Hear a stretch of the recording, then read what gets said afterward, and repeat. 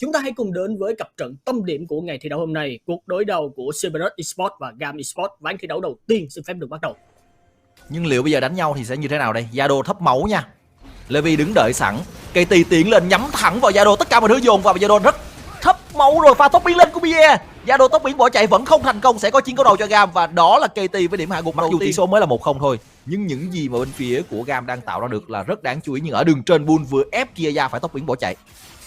Đó là một cái điểm nhấn mà người chơi đường trên của phía Cerberus được tạo ra, một cái thế lính tương đối là khó dành cho Kia. Ngay lập tức Levi di chuyển lên để có thể giải tỏa được lính này. Kia sẽ dịch chuyển ngược trở lại lên khu vực đường trên để có thể đón nhận một vài những chỉ số lính đó. Ego vẫn đang cố gắng chày cối khu vực đường giữa. Cái cơ sở để cho anh ta có thể đánh đó chính là KT không có tốc biến, đó tình huống sử dụng một cái chiêu cuối khá là tốt đến từ Yado. Sóng âm trúng xương giáng thế chạy được và KT không nằm xuống trong pha thi đấu này. Tôi không biết là phải gọi là hay hay là may nữa, nhưng chắc là một cái combo của cả hai. Nhưng sóng âm Bull cước thành công, đó là điểm hạ gục dành cho Cerberus. Trước đó thì vừa hay vừa may, nhưng sau đó KT quay ngược lại khu vực đường giữa thì dính ngay một pha sóng âm găm thẳng vào đầu của Ego. Và lợi thế được đẩy lại một chút xíu. Thấy sự đẩy lên trên, sứ giả đang được ăn bởi Ego và Ronobi. Gam đang bắt đầu di chuyển tới, họ liệu có đủ thời gian để cạnh tranh hay không? Levi nói rằng có vẻ như vẫn đủ. KT kích thú săn mồi và anh ta đang cố gắng tiếp cận.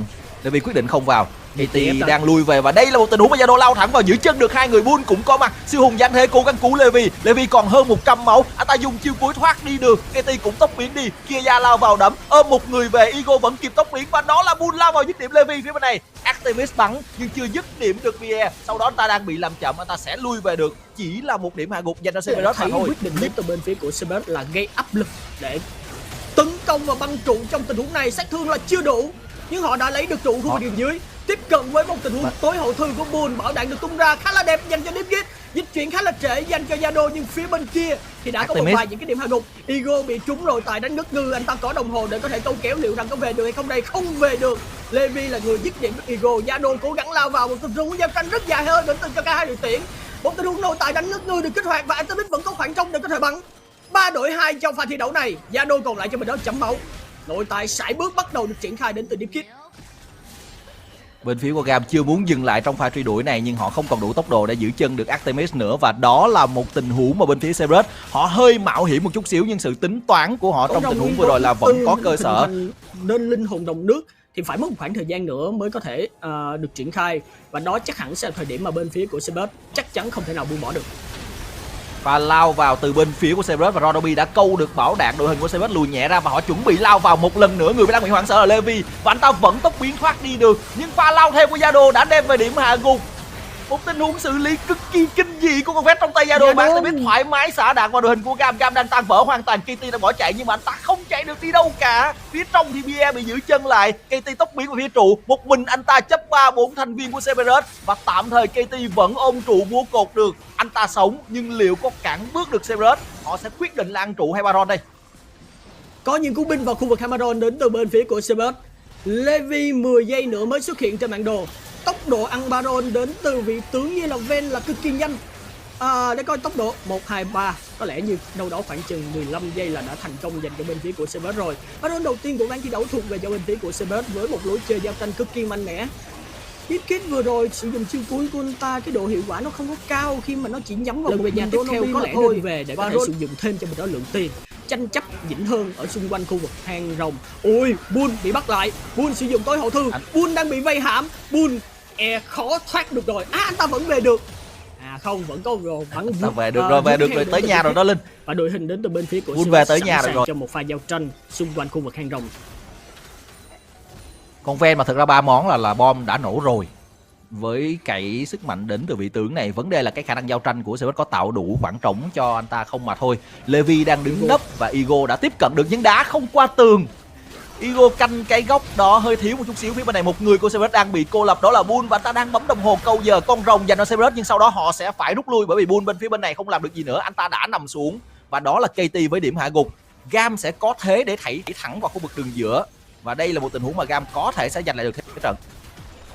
Bull không tập cánh được khi một cái góc đứng của anh ta bị bắt bởi những cơn mắt kiểm soát được cắm ra vào khu vực bụi dành cho bên phía của Gamshot. Bull trở thành một cái kiểu dạng hoàn toàn bị cô lập so với phần còn lại của bên phía Cerberus. Cái điều mà Bull làm được đó chính là sử dụng cái đồng hồ linh động của mình để có thể công kéo khoảng thời gian mà thôi. Mở giao tranh đến từ KT.